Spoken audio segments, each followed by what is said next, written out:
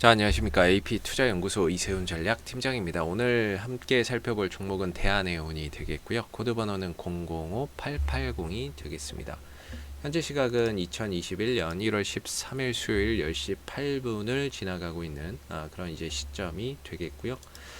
현재 대한해운은 0.43% 정도의 소폭 상승 흐름들을 보여주고 있는 상황입니다. 저희 채널에서 이 대한해운에 대한 리뷰 영상을 이전에서부터 계속해서 이렇게 올려드리고 있는 부분들인데요.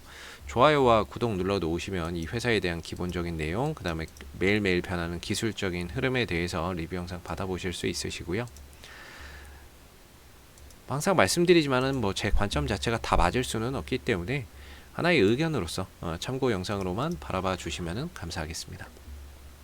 대한해운은 이제 항상 설명을 드릴 때 이 회사는 배를 통해서 화물을 운송을 해주고 거기에 따른 운임료를 받는 회사다라고 보시면 되겠습니다. 운임료를 받는 회사인 거죠. 그래서 해운주, 해운주라고 보시면 될 것 같고요. 해상 화물 운송 해주는 해운주라고 보시면 될 것 같고요.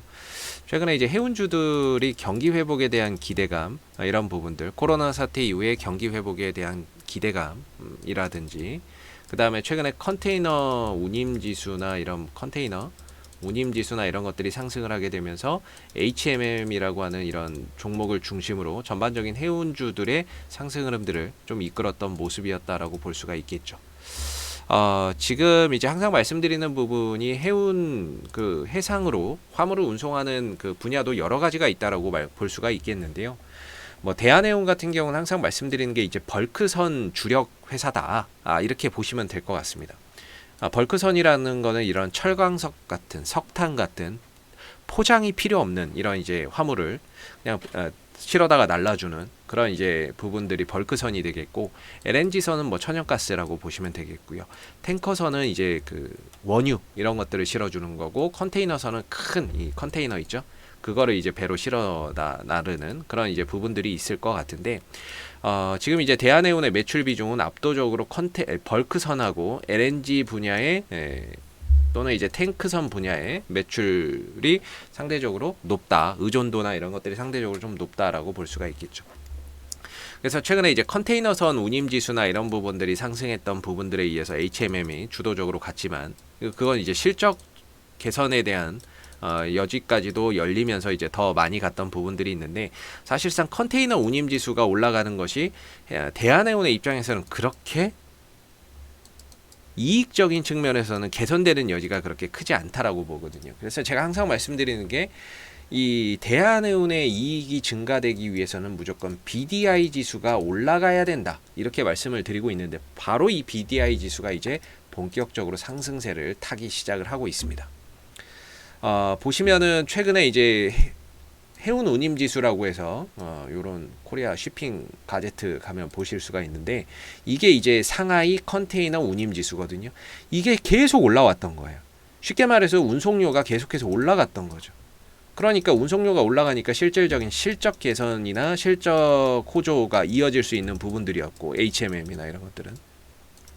그래서 주가나 이런 부분들이 해운주의 대장주로서 이제 계속해서 상승을 좀 주도했던 모습이었던 거죠.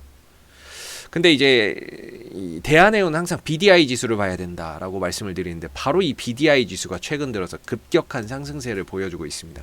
이거는 대한해운이 주가가 추가적으로 또 상승할 수 있는 하나의 모멘텀이 될 수 있는 부분이라고 보시면 될 것 같고요. 주식이라고 하는 게 꼭 이제 뭐 실적과 재물을 바탕으로 가는 경우도 있기는 하지만, 어떤 때는 또 기대감이나 이런 부분들이 주가를 더 끌어올리는 작용을 하기도 합니다. 그래서 BDI 지수가 사실상 뭐 많이 올라왔다라고 엄청나게 많이 올라온 건 아니지만, 바닥 대비해서는 훨씬 더 개선되는 이런 상황들이 보여주고 있고요. 이런 부분에 의해서 추가적으로 뭐 BDI 지수나 이런 부분들이 뭐 또 올라간다거나 했을 때, 더 상승 흐름들을 탄다라고 했을 때, 그때는 대한해운이나 이런 페노션 같은 기업들에게도 실적적인 부분에 있어서 큰 호재가 좀 될 수 있는 부분이다라고 볼 수가 있겠죠. 그래서 BDI 지수가 가파르게 상승을 하고 있다는 것은 대한해운의 입장에서는 상당히 고무적인 소식이다, 이렇게 볼 수가 있겠고요. 대한해운의 지금 이제 기술적인 흐름들을 보면은 오랜 기간 이제 하락을 했습니다. 네, 오랜 기간 하락을 하면서 주가나 이런 부분들이 역배열 흐름들에 있었는데, 우리가 여기서 주목해서 봐야 되는 부분들은 저는 이제 거래량이라고 보고 있거든요. 이 종목이 상장 이래에 단 한 번도 발생하지 않았던 엄청난 거래량이 터졌다는 부분에 대해서는 우리가 상당히 좀 고무적인 부분들, 이전과 좀 달라진 부분이라고 봐야 될 거고, 이 거래량이 터지면서 주가가 올라섰기 때문에 결과적으로는 이 거래량은 이 종목을 좋게 보고 들어온 매집의 거래량으로 볼 수가 있습니다. 다만 이 종목이 시총이 8천억 원이 넘는 종목이지만 상한가를 포함한 급등으로 갔기 때문에 이거는 이제 급등주의 관점에서 풀어봐야 되는 부분이라고 저는 생각이 들고요. 급등주는 크게 두 가지 형태로 간다라고 보거든요. 급등 이후에 횡보하다가 또 날아가는 경우, 이거는 정말 종목이 강할 때 나오는 경우고, 대부분의 형태는 이제 2배 이상 올려놓고 주가를 좀 빼면서 하나의 큰 박스권을 그려가는 경우가 많습니다. 그러다가 방향성을 다시 가져가는 경우가 많죠.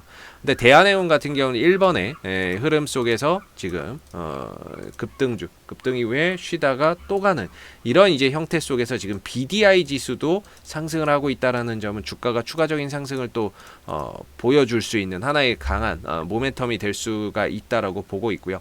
그 다음에 이제 대한해운이 이렇게 지금 저점이 이렇게 올라가고 있는 거죠. 그래서 추세나 이런 부분들도, 전체적인 이런 추세나 이런 것들도 상승 추세를 잘 견지를 하고 있는 부분입니다. 요 며칠 주가나 이런 부분들이 단기적으로 좀 떨어진 부분들이 있었는데, 이 부분에 대해서는 지난번에 이때 음봉이 좀 터지면서 그런 이제 영향이 있었다라고 설명을 좀 드렸죠. 물론 이 흐름 속에서 이 종목이 죽었다 뭐 끝났다 이런 것이 아니라, 단기적으로는 이렇게 음봉의 거래량이 크게 터지게 되면 주가나 이런 부분들이 좀 흘러내리는 경향이 많습니다. 물론 시장이 좀 안 좋아서 그랬던 부분들도 있겠지만 요런 영향들도 상당히 좀 크다라고 볼 수가 있겠고요. 그래서 다시금 주가나 이런 부분들이 올라설 때 이 4,000원대에서 여기서 이제 음봉의 거래량이 많이 터졌으니까 4,000원대를 돌파를 할 때 이거보다 또 더 많은 거래량이 동반이 돼야 또 다시 신고가의 흐름들을 좀 만들어낼 수 있다라는 점을 참고해서 보시면 좋을 것 같고요. 지금 같은 경우에는 주가가 좀 밀리기는, 이후에도 주가가 밀리기는 했지만 거래량이나 이런 것들이 크게 유발되지 않은 상태에서 떨어졌기 때문에 저는 이런 하락은 자연스럽게 또 반등이 나온다, 바닥이 어느 정도 찍히면 반등이 나온다라고 보고 있고, 어제 같은 경우에 기술적인 반등이 좀 만들어졌습니다. 어제 이제 반등이 나오면서 매수의 거래량이 들어왔는데 이후에 횡보와 하락, 탄력 둔화 국면에서 딱히 거래량이 또 실리지 않는 모습들을 보였고요.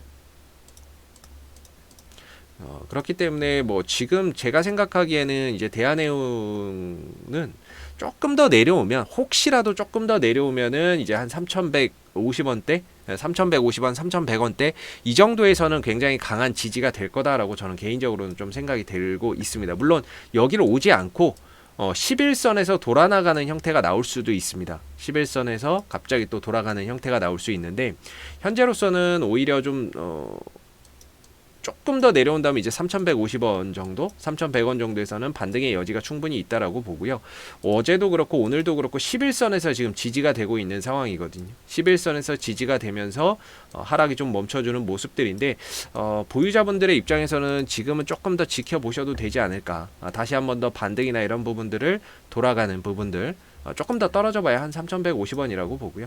중요한 건 이제 BDI 지수가 올라가니까 그런 부분들이 이제 대한해운에게는 호재가 좀 될 수 있는 부분이라고 생각이 들고, 11선이 잘 지켜지고 있고, 조금 더 내려오면 3,150원인데 여기서 돌아 나가면서, 만약에 여기 11선에서 돌아 나간다면 다시 4,000원을 돌파를 할 때 거래량이나 이런 부분들이 강하게 붙는지, 이런 부분들을 좀 살펴보시는 게 좋을 것 같고, 거래량이 붙어 간다면은 역시나 거기에 맞춰서 이제 목표가나 이런 부분들을 단계 좀 높여가는 그런 전략 속에서 이제 뭐 대한해운을 좀 대응해 볼 수 있지 않을까. 저는 개인적으로 어느 정도 이 하락이 좀 마무리되면 다시 한 번 더 4,000원대 저항대 돌파를 시도를 할 거라고는 보고 있습니다. 문제는 저점이 어디서 찍힐 거냐, 이걸 지금 확인해야 되는 국면이라고 보고 있는 거고요. 다시 어느 정도 저점 찍히면 4,000원대 저항대 돌파를 시도를 할 텐데, 거래량이 붙지 않으면 또 4,000원대 맞고 밀려 내려갈 수 있는 부분들, 그래서 4,000원대를 돌파를 할 때 거래량이 붙지 않는다면 좀 비중을 줄여가는 것도 괜찮은 방법이 될 수 있을 거라고 보고 있고요. 앞으로도 대한해운은 이슈가 생길 때마다요, 계속해서 리뷰 영상 남겨드리고 있으니까요, 구독과 좋아요 한번 눌러주시고 오늘 영상은 여기서 마무리하도록 하겠습니다. 감사합니다. 그리고 무료 추천 종목을 매일매일 드리고 있습니다. 네이버에서 AP투자연구소를 검색하시게 되면 웹사이트 상단에 AP투자연구소 홈페이지 링크가 나옵니다. 클릭하시게 되면 AP투자연구소 홈페이지로 접속을 하실 수가 있는데요. 가운데 무료 추천 종목 카테고리에 2021년 무료 추천 종목을 클릭하시면 소장님께서 매일매일 댓글로서 실시간 리딩을 해드리고 있습니다. 하나 눌러서 들어가 보게 되면 댓글 리딩은 아침 7시 39분부터 시작이 됐고요. 그 다음 무료 추천 종목을 보시기 전에 꼭 읽어보세요도 참고해서 읽어보시면 좋을 것 같습니다. 그리고 간밤에 있었던 미 증시에 대한 상승, 하락에 대한 이유도 댓글로서 이렇게 리딩을 해드리고 있습니다. 시황에 대한 부분들도. 그리고 이제 9시가 되게 되면 무료 추천 종목이 제공이 되는데요. 무료 추천 종목의 종목명, 그 다음에 매수가, 그 다음 목표가, 손절가가 함께 제시가 된다라고 보시면 됩니다. 보통 이제 두 종목에서 세 종목 정도가 아침 9시에 무료 추천 종목으로 나오게 되고요. 주가나 이런 부분들이 상승하면 그 상승한 부분에 대해서도 장중에 실시간으로 댓글 리딩을 해드리고 있고요. 반대로 이제 주가나 이런 부분들이 하락을 했을 때에는 그 하락한 부분에 대해서도 장중 실시간 댓글 리딩을 진행을 하고 있다라는 점을 알아주시면 감사하겠습니다. 그래서 무료 추천 종목이 필요하신 분들은 홈페이지에 오셔서 많은 도움 받아가시면 좋겠습니다. 감사합니다.